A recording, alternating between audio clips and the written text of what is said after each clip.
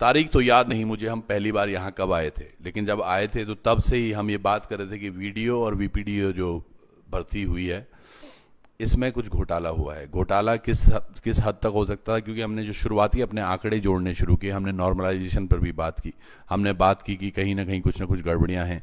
कभी किसी बच्चे के कुछ क्वेश्चन पेपर देखे गए तो कुछ क्वेश्चन को गलत बोल दिया, कुछ ठीक बोल दिया, और इसी तरह से प्रकरण आगे चलता रहा। फिर पता चला कि कुछ इस तरह से भी हरकतें हो सकती है कि कुछ बच्चों ने पेपर पढ़ा है बाहर।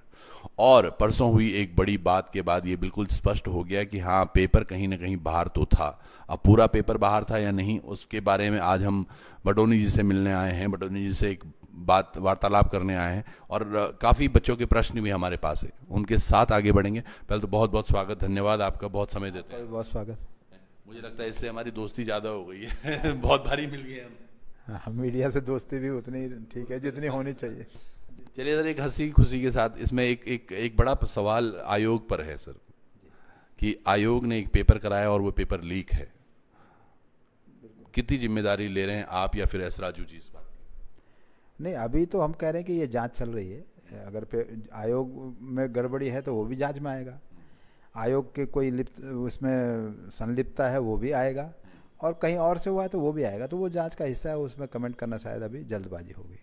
पर ये तो मान सकते हैं कि कहीं ना कहीं आयोग से भूल चूक तो हुई है किसी एक मामले में। भूल चूक का विषय नहीं होता, ये तो ट्रस्ट तोड़ने का विषय होता है ज़्यादातर। अगर ऐसा हुआ है, किसी ने विश्वास तोड़ा, तो प्रक्रिया है। अगर हमने कोई अलग प्रक्रिया अपनाई हो और जानबूझकर कोई अलग कार्य किया हो, तब भूल चूक आप कहेंगे, हम प्रक्रिया से अलग गए।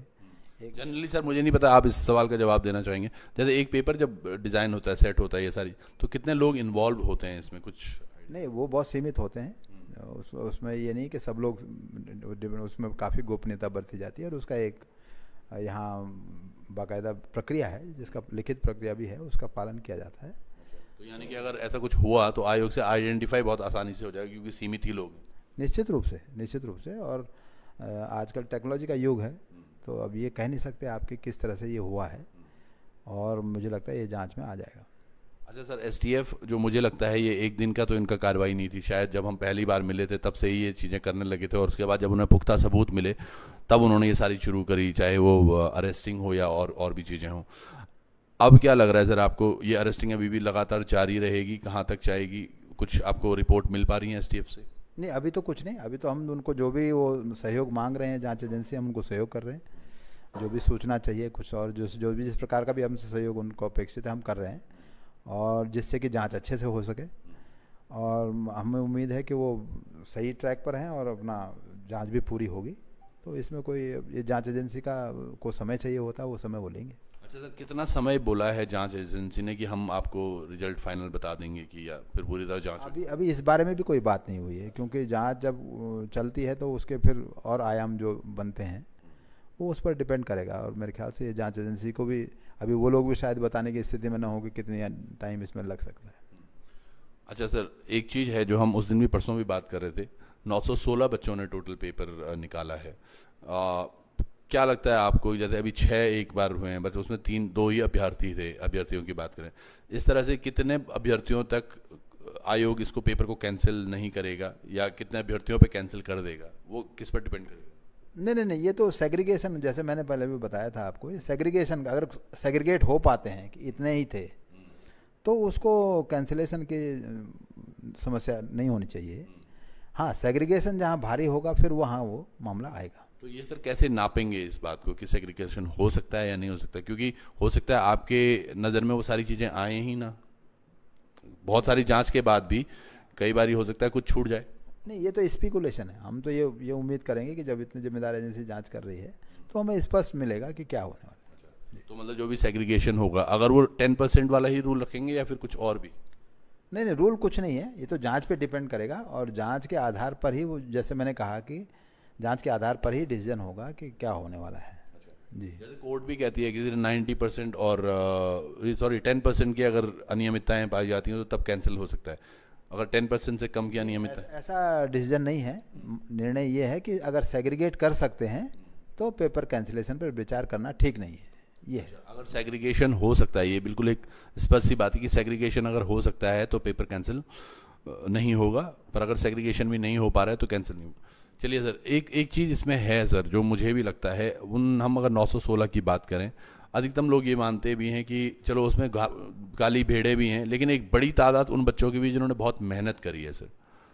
तो क्या आयोग उनके लिए सॉफ्ट कॉर्नर रखेगा कि हाँ यार इनके हिसाब से भी थोड़ा जांच की जाए? जैसे कि कई बच्चे ये तक तैयार हैं कि 916 की सीबीआई आप जांच करा दें, एक कोर कमेटी बना के इनकी जांच करवा दें, एसटीएफ को कुछ इस तरह से निर्देशित करें या फिर उनसे रिक्वेस्ट करें कि जी इस आधार पे कर ले, क्योंकि वो पेपर दोबारा कराने से तो अच्छा वो होगा जो चयनित हैं, चाहे वो 500-600 ही बच्चा हो, पर जो साफ हो, जिन्होंने बहुत मेहनत करके निकला। तो कुछ सोचा जा सकता है सर? नहीं, मेरा मेरा मानना ये है इस मामले में कि काफ़ी जिम्मेदार एजेंसी इसकी जांच कर रही है, और न तो आयोग का ये मैंडेट है कि वो जांच को गाइड करे, और नहीं हमें ऐसा करना चाहिए, वो तो जांच एजेंसी को तय करना चाहिए, और इसीलिए वो स्वतंत्र होनी चाहिए। अगर हम ही उसे गाइड करने लगे तो हमारी जांच कैसे होगी? तो वो स्वतंत्र होनी चाहिए, मेरा मानना ये है, और वो स्वतंत्र जांच जो भी करेंगे वो हमें लगता है अच्छी होगी।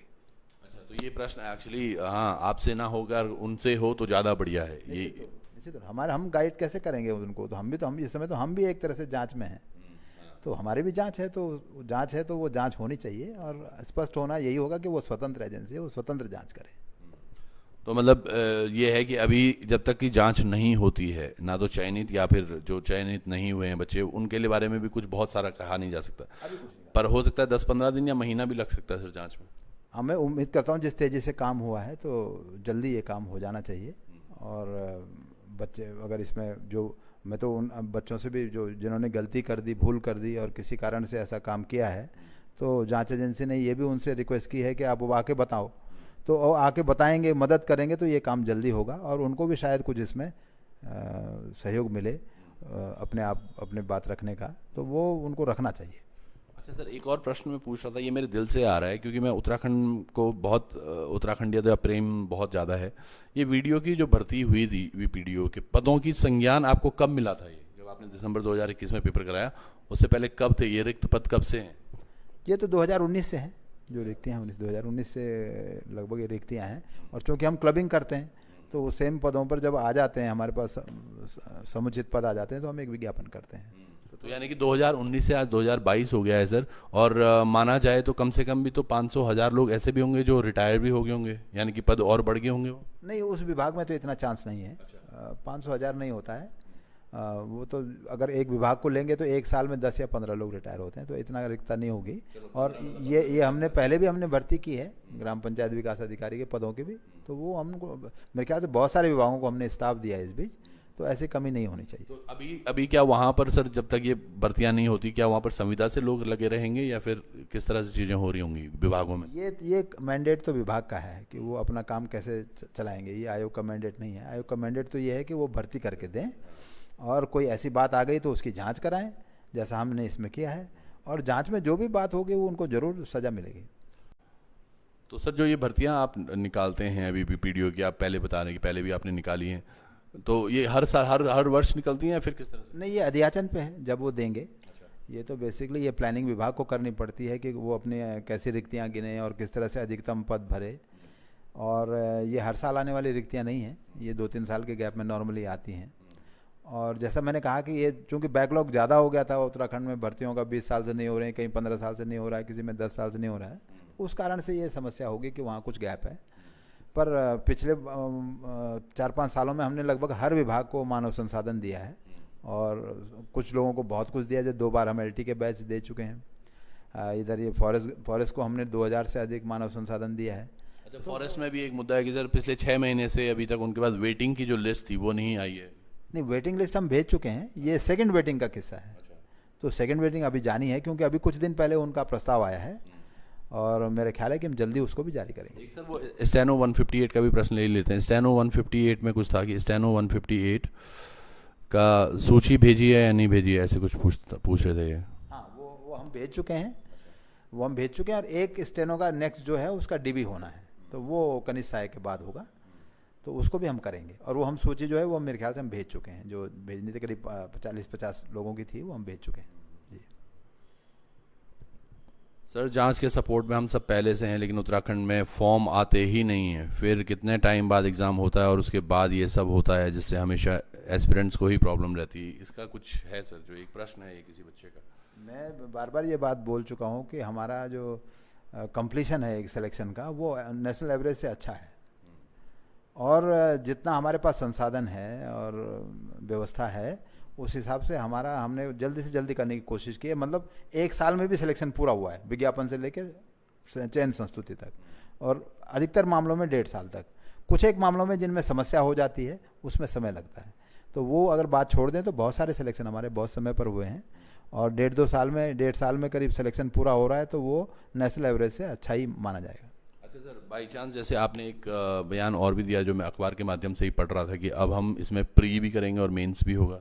हाँ, ये आयोग ने निर्णय लिया है, क्योंकि ये एमसीक्यू एग्ज़ाम है। ये अच्छा है कि एक बार में हमें भी सुगमता होती है कि एक बार में फटाफट एग्ज़ाम हो गया, लेकिन ये माफिया के लिए भी सुगम होता जा रहा है कि उसका जल्दी से उत्तर बना दिया, 33 क्वेश्चन दे दिए एक पर्ची में तो हो गया। इस तरह का मामला आ रहा है। जब कुछ इसी मामले में ये आया है, तो इस स्थिति को देखते हुए कि इसको 2 टियर किया जाए, जिस 2 टियर से ये फ़ायदे होंगे कि एक बड़ा प्री होगा, 4-5 लाख उसमें बैठेंगे, और फिर उसके आधार पर जो अलग अलग पद हैं उनके लिए सेकंड टियर का एग्ज़ाम होगा, तो उसमें हम नंबर कंट्रोल कर सकते हैं। सेकंड टियर में हम 1 पे 15 या कुछ जो भी फिक्स होगा एक्सपर्ट्स के राय के बाद वो करेंगे। तो दूसरा एग्ज़ाम एक तो कंट्रोल हो जाएगा, उसका नंबर उतना नहीं होगा। हमको हर एग्ज़ाम 2.5 लाख 2 लाख कराना पड़ रहा है, तो उसके बजाय एक एग्ज़ाम बड़ा और बाकी एग्ज़ाम छोटे, तो वो एक कंट्रोल बेटर होगा मैं समझता हूँ। और उसमें भी हम आगे ये भी प्रयोग कर सकते हैं कि एक ऑनलाइन एक ऑफलाइन, इस तरह का भी हम प्रयोग कर सकते हैं अपने उससे, तो वो और अच्छा होगा, जिससे ये जो अभी ब्रीच कर पा रहे हैं वो उनको ब्रीच करना थोड़ा कठिन होगा। एक और प्रश्न है सर कि वन दरोगा की डीवी के बारे में भी पूछिएगा सर। वन दरोगा का डीवी कनिष्ठ सहायक से पहले करवाया जाएगा या बाद में? क्योंकि कनिष्ठ सहायक वाले बच्चे वो भी हैं जो बीडीओ वाले भी हैं, तो वो बोल रहे हैं कि अगर वन दरोगा का पहले करा दे तो ज़्यादा बढ़िया है। नहीं, वो अलग मसला है। वन दरोगा का डीवी इतना बड़ा नहीं है, वो कभी भी हो सकता है। 316 पदों या 310 पदों का या 6 पदों का भी हमें करना है, कुछ पद रोकने हैं माननीय न्यायालय के आदेश के क्रम में, तो वो बीच में भी हो सकता है, उसमें कोई इश्यू नहीं है। लेकिन जो डीवी के लिए इंतजार कर रहे हैं वो अगस्त सितंबर में सारे डीवी खत्म हो जाएंगे। एक बच्चे का प्रश्न है सर, प्रश्न तो ले ही लेते हैं, मुझे थोड़ा सा लग रहा है ये कि चयनित बच्चों का क्यों ना आप एक कॉमन पेपर करा दें जो 916 हैं, और तो पता चल जाएगा फिर कि किस तरह से हो सकता है। या फिर चयनित शायद ये उनके बोल रहे होंगे जो पहले मेरिट बनी थी, उन सब का एक बार करा दें 25। मैं समझता हूँ कि अभी जांच चल रही है और सबको उस जांच पर विश्वास रखना चाहिए, और जांच से अलग कार्रवाई करना उस पर विश्वास नहीं रखने की बात है, तो वो अभी ठीक नहीं है। आयोग ने खुद इसमें जांच कराई है, एफआईआर की है, तो आयोग उसकी प्रतीक्षा करेगा, ये सही बात रहेगी। ये भी एक वही प्रश्न है शायद जिसका आंसर सर कर चुके हैं कि आयोग ने 157 पदों की 152 की वेटिंग आनी थी और 86 पे ही खत्म हो गए। तो सर ने बोला है कि एक वेटिंग लिस्ट ये 86 वाली भेज दी है, बाकी की 81 के करीब अभी और उन्होंने मांग की है, तो उसका हम परीक्षण करके जल्दी उसका भी जारी करेंगे सूची, कौन उसमें आ रहे हैं। अच्छा सर, एक बड़ा प्रश्न, अब ये अंतिम जाते जाते आप समय भी बहुत देते हैं, क्या जो मैं पहले भी बात कर रहा था, जितने भी चयनित छात्र हैं अगर उनको सॉफ्ट कॉर्नर से देखा जाए, क्योंकि उन्होंने बहुत मेहनत की पिछले 5-6 वर्षों में और काफ़ी हद तक, इनको ऐसा क्या प्रयास करना चाहिए कि आज उनका पेपर कैंसिल ना हो, वो दोबारा उस याद में। उसमें एक चीज़ जो जरूर जुड़ी है सर, आपके लिए भी बहुत इजी है बोलना, या कई बच्चों के लिए ये बहुत इजी है बोलना कि पेपर दोबारा दे दो, आपने तो निकाल ही दिया है, पर पिछले 5-6 महीने तो हर व्यक्ति वीडियो पे ही लगा। वीडियो एज एन अब वो फ़ोन के वीडियो कि आज क्या हो रहा है, आयोग में क्या हो रहा है, कहाँ पर क्या हो रहा है, तो पढ़ाई का तो सबका डिस्टर्बेंस हो रखा है। तो क्या कुछ इस तरह से कुछ मार्ग निकाला जा सकता है, सुझाया जा सकता है जो चयनित छात्र हैं जिन्होंने वाकई मेहनत की है? नहीं, एक तो मुझे कहना है छात्रों से कि ये सब परीक्षा का भाग होता है, कभी उसमें ये यही नहीं हो रहा है, पूरे देश में यही है। जब कोई अच्छे से अच्छे और पुराने से पुराने एग्जाम एजेंसी एग्ज़ाम करा रही हैं, तो कुछ एग्ज़ाम में गड़बड़ी आ जाती है, तो उसे विचलित नहीं होना चाहिए, वो पार्ट ऑफ प्रोसेस है। इस एक प्रक्रिया का जब एग्ज़ाम होगा तो बहुत सारे स्टेक होल्डर होते हैं, बच्चे जानते हैं कि कहाँ कहाँ कैसे कैसे पेपर जाता है, तो उसमें गड़बड़ी होने के चांसेस हमेशा होंगे। अगर इसमें माफिया है, अगर उसमें कोई इंटरेस्टेड बंदा है, अगर उसमें कोई लूज प्रक्रिया में कहीं पर भी कोई आदमी है, आयोग में भी लोग हैं, आयोग के बाहर भी लोग बहुत सारे एग्ज़ाम में प्रक्रिया में हिस्सा लेते हैं, तो वो हो सकता है एक बात। दूसरा ये है कि इस कारण से वो अपना तैयारी वैयारी छोड़ दें तो फिर वो अच्छे कैंडिडेट नहीं है। उनको अपना तैयारी कभी नहीं छोड़ना चाहिए, क्योंकि जैसे मैं बोल रहा हूँ कि ये अगर एक एग्ज़ाम है तो नेक्स्ट फिर अगले महीने विज्ञापन भी आने वाले हैं, तो उनको अपना तैयारी कंटिन्यू रखना चाहिए, एक दूसरी बात। और तीसरी बात ये है कि जांच एजेंसी ने खुद ही ये बहुत स्पष्ट किया अपने प्रेस कॉन्फ्रेंस में कि हम लोग ये पूरी कोशिश कर रहे हैं कि इसका एक अमाउंट तय हो जाए कि कितने लोगों ने इसको ये हुआ है, और जिन्होंने अच्छी मेहनत से काम किया उनको इसका नुकसान ना हो।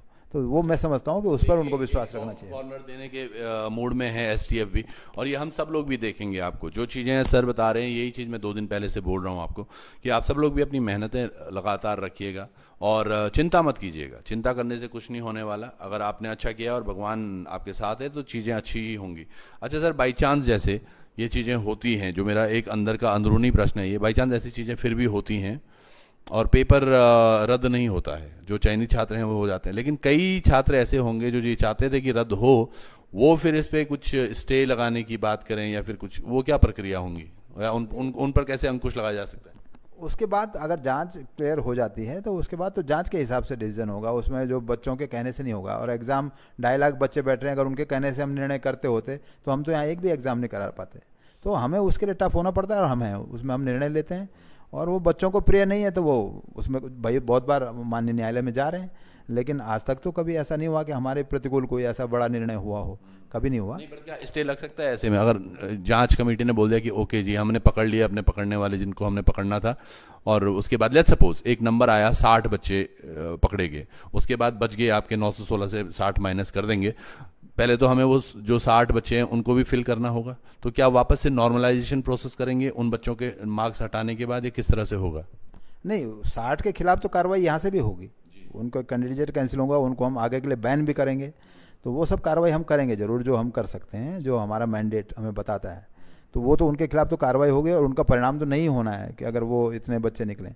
लेकिन उसके बाद कैंसिलेशन को कोई चैलेंज करता है कि साहब और भी जांच रह गई है, तो इसका मतलब वो जांच एजेंसी से बड़ा बन रहा है। तो वो बोल रहा हूँ सर, अगर जैसे अब ये 60 बच्चे निकल गए और जांच एजेंसी ने बोल दिया 60 ही हैं, और ये सारी चीज़ें भी होती है कि बाकियों को आप ज्वाइनिंग दे दो, लेकिन आपको ज्वाइनिंग तो 916 पदों पे देनी है, तो जो मार्जिन से रह गए थे, यानी कि वेटिंग लिस्ट की मैं बात कर रहा हूँ, वो ऊपर आएंगे। लेकिन कई उसमें भी ऐसे थे, क्योंकि जो ये 60 बच्चे हैं, अगर वो फर्स्ट आया है, सेकंड आया है, थर्ड आया है, कोई और पोजीशन पे भी आया हुआ होगा वो बच्चा जो जांच में बाहर निकला, तो उसने एक्चुअली नॉर्मलाइजेशन खराब किया है कहीं ना कहीं। नहीं, उससे फर्क नहीं पड़ेगा, नॉर्मलाइजेशन तो हो चुका है, उसमें अब परिवर्तन नहीं होगा। नॉर्मलाइजेशन तो रिजल्ट के साथ ही लगता है, और नॉर्मलाइज मार्क्स आते हैं और उसी के से रिजल्ट आता है, अब एक्चुअल स्कोर से नहीं आता। तो सबको उनके नॉर्मलाइजेशन अंक बताए गए हैं जो 35-45 हैं, ये नहीं जो 916 हैं, पीछे 25,000 भी होंगे तो उनको बताएं हमने ट्रांसपेरेंसी से। तो अब तो सिंपल, अब उस अंक से वेटिंग का मसला है। चलिए, तो बहुत बहुत धन्यवाद सर आपका, आपने अच्छी जानकारी दी, बहुत धन्यवाद। तो अभी आप सब लोग भी जरा धैर्य रखिएगा, और धैर्य कब तक रखना है? जब तक एसटीएफ की इस पर जांच नहीं हो जाती, पूरी जांच रिपोर्ट जिस दिन आएगी दूध का दूध पानी हो जाएगा। और आप सब लोग भी धैर्य बना के रखिएगा, अपना ध्यान रखिएगा, चिंता मत कीजिएगा, चिंताएं आपको अंदर से खा जाती हैं। तो जुड़े रहिएगा लोकार्पण पर। बहुत बहुत धन्यवाद आपका, नमस्कार।